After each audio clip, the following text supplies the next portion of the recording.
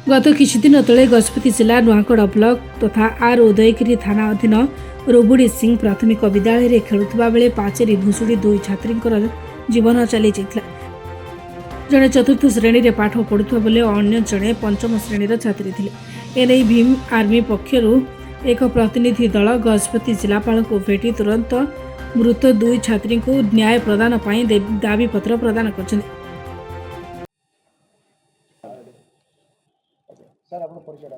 मो ना हूँ आंसलाम Nayak, Bhim army district president Gajapati.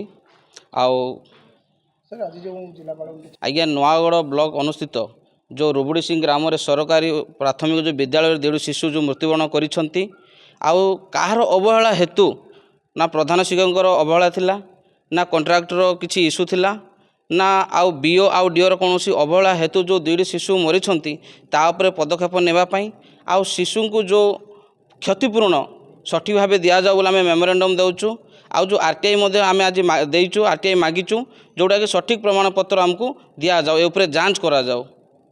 जदि यह जदि कागज कलमर जदि रहिबो ताहले निश्चय आम राजरास्ता को ओल्लैबू। सरकार पक्षर गोटे जो टीचर थे भी सस्पेंड कराई कंट्राक्टर भी कार्यानुष्ठान नहीं दाबी पूरण हिसाब से किसी टंका देवाक प्रशासन तरफ कहुई तो कौन कह केते दूर ठीक अच्छी देखु आज्ञा आजिकल जो दंगाकारी मानक 25 लाख 30 लाख दि जाऊँ जो कोमलमती शिशु जो भविष्य जो जाइए जहाँकि पिला उपरे बापा मार भविष्य तांकर जो मृत्यु घटी जो 3 लाख कि 5 लाख जो देवाई चुक्ति कर संतुष्ट नुह यह अति निम्न मामले दि जाइए जोड़ा कि पछुआ वर्ग बा आदिवासी से चापित कर रखा जाउछि।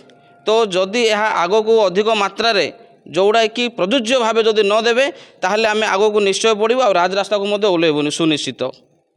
गजपति धीरेन्द्र नायक रिपोर्ट निरपेक्ष।